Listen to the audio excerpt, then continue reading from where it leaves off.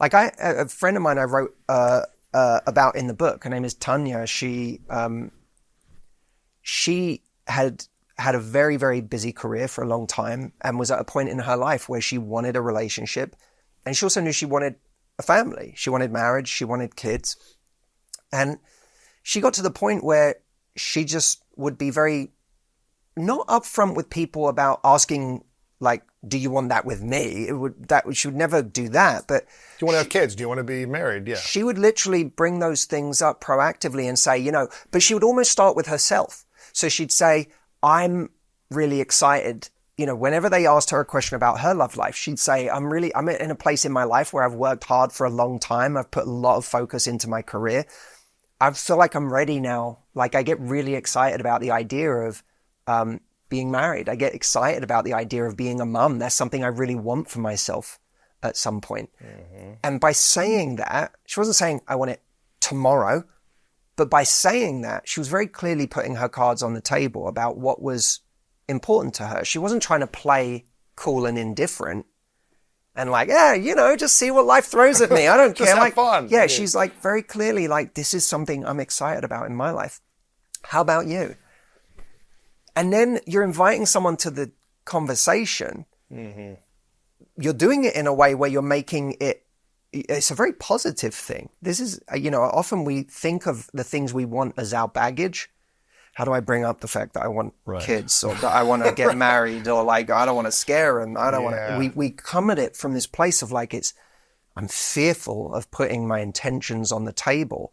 But what she did very well is she didn't make them her intentions for someone else. She made them her intentions for herself. She was just letting the person in on those intentions. And then she was asking what their intentions were for themselves. So in doing that, you're not making it about like we're on, date 4 and having this conversation that's way ahead of where we are right now for ourselves, for each other, I mean. It was more, I'm the same way that I might on a date talk about how I'm excited to start this business in the next few years. Well, what's the difference between that and I'm excited to be married in the next few years or I'm excited to have a family in the next few years? Like, what's the difference? They're all just things, they're all goals of yours. They're all things you're excited about for your life. So why attach all this baggage to the one that, might one day involve someone else? It's because our fear of getting rejected is getting involved and saying they're going to think that I'm putting pressure on them or whatever. But actually, if we own it as our intentions and we own the fact that they're not even at the point where we could know that you're not at the point where I know I could want that with you right now. Right. There's 100 more little experiences we need to go through before I would ever know that you're the person that I want for that. So how could it be about you right now? This is about me. But I'm curious to know whether, what it is you want in your life. Because if for you told me today, oh, I categorically never want to have kids. Right. And that's important to me. Then, hey, that's cool. I get it. Let's have a great dinner. And then see you later. Yeah. Yeah, have a good one. Yeah, exactly. It's so interesting you say this because Martha did a really good job of being curious with her questions with me early on and not reacting or being like, I can't believe that's what you want right now. Being neutral about it. Yeah, just kind of being like curious about like, oh, tell me about this and tell me about this and tell me about your past and all these things where she wasn't reactive and making me wrong or shameful for my life, right? And she wasn't like, oh, that's really scary or something like that. She was more curious and just paying attention and noticing. And there was about maybe a month and a half in of us dating, or maybe it was 2 months, I can't remember. We weren't officially committed yet, but we were dating and seeing, having 100 of those little moments. She said, hey, I want to ask you a question. With a pause, and I was like, okay, what is this? And I've already told you this before. She was like, what are your She said, what are your priorities in life? I think every woman says this at some point to some guy they're dating. What are your priorities? And I got sad in that moment. I got sad because for the first time, I was like, man, I really like her. And I feel like we're in harmony in a lot of areas. We're in alignment in a lot of areas. But every time I've shared my priorities in previous relationships, there's always a negative reaction. There's always a pain, an anger, an upset, something.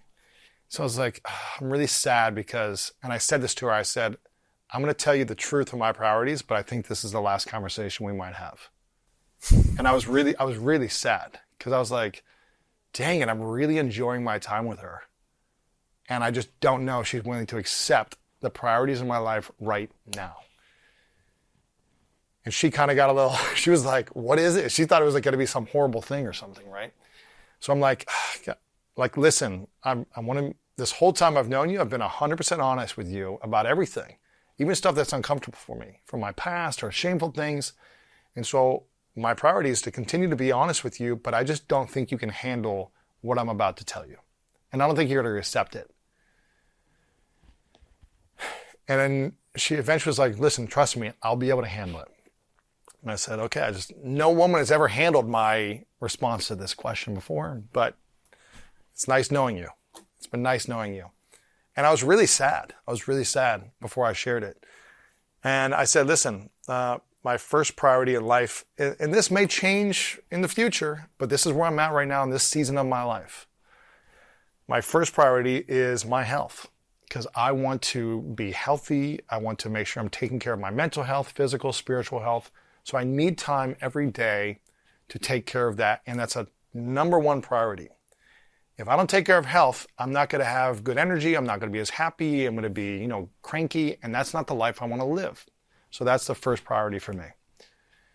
And I've told that to previous relationships, and every girl I was dating got mad at me for saying health as number one as opposed to them as number one, the relationship. And she didn't react right away. So I was like, okay, priority number two, you're not going to like this. Hold on. It gets worse. Yes. Priority number two, you're not going to like this. It's still not going to be you if we're in a relationship.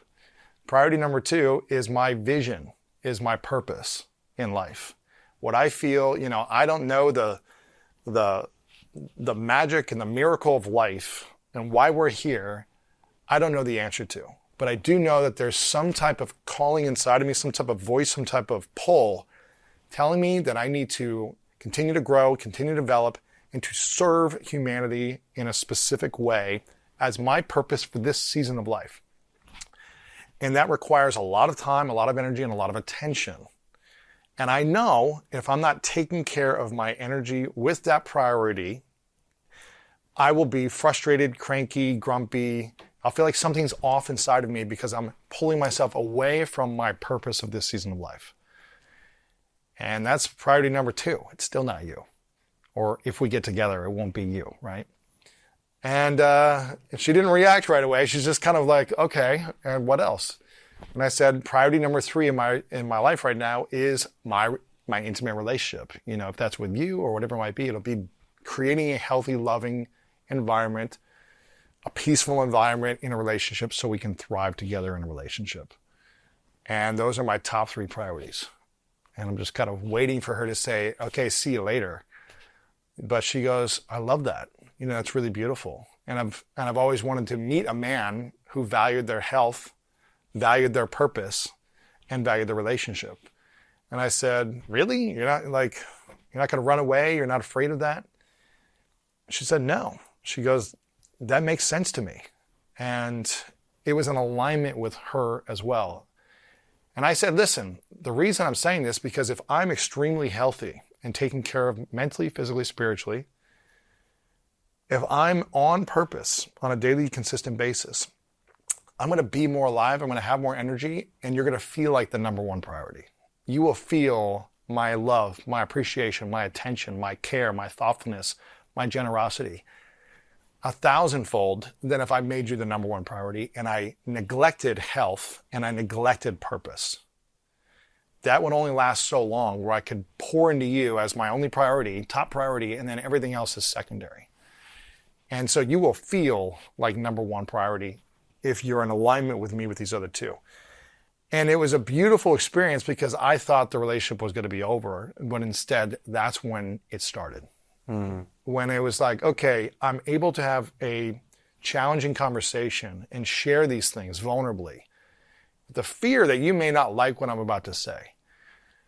And if I'm accepted with that, then it felt like it was just starting to begin with that challenging conversation. And I think a lot of us get afraid of opening up. We get afraid of talking about these things, or even like you said, like, you know, my intention is to have a family one day. It doesn't have to be with you starting next month, which that would scare me away. If someone's like, I need this by next month, we need to make this happen. I'd For be like, sure. oh, that doesn't work for me. We don't know each other. But I think having these uncomfortable conversations earlier on will create more freedom later in the future.